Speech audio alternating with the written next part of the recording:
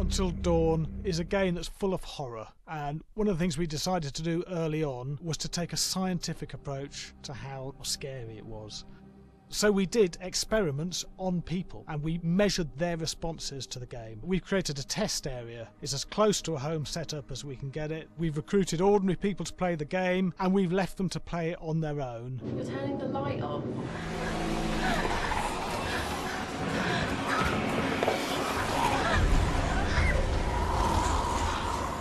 The only difference is it's rigged with cameras and microphones that relay the data through to the next room where people are watching them play. Bracelet here we use for biometric testing. It measures the player's emotional response. It's called a galvanic response sensor. It makes contact with the user's skin and it measures the electrical conductivity across their skin. It's the same principle as an old-fashioned lie detector. When you're stressed, you sweat a little, very sensitive, and picks up tiny changes if the player is feeling anxious or scared. That data's fed back to a testing team, it comes through as a graph. I'm so sorry.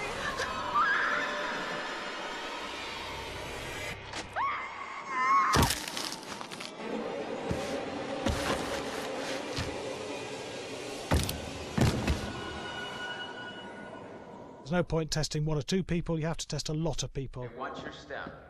When we have a scare that's consistently has a measurable emotional response, then we knew it was good. If it didn't have that, it goes back to the team for improvement. The data doesn't tell us what's wrong with the scare, it only tells us if it's working or not. Wait, okay, so you hear that too, right? Josh. Here we have a chapter relatively early in the game.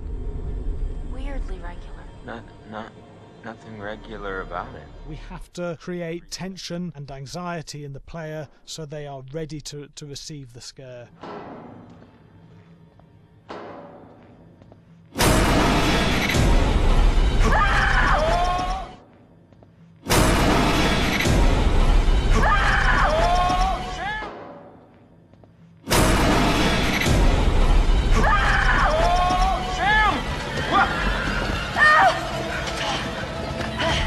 Give the player time to recover, to cool down, to calm down, and then start building the tension again before we do the next scare. Hey. What? Hey. What the hell?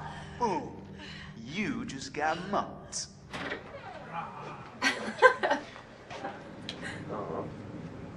Yeah, I have such an adrenaline high from that game. There's two things we found. One is we could look at the scares, analyse if our expected scares were working effectively. Were people shrieking and covering their hands, or were they getting an emotional response from it? And being scientific about it means that we strip out people's opinions about whether things are working or not. We've got data, and we look at the data. If it's working, we're happy with it. Really scary.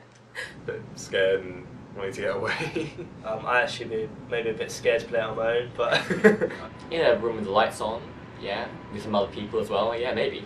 But because I'm a scaredy cat, I would play with someone in the room. And the lights on. It was one of the scariest games I've played in a long while.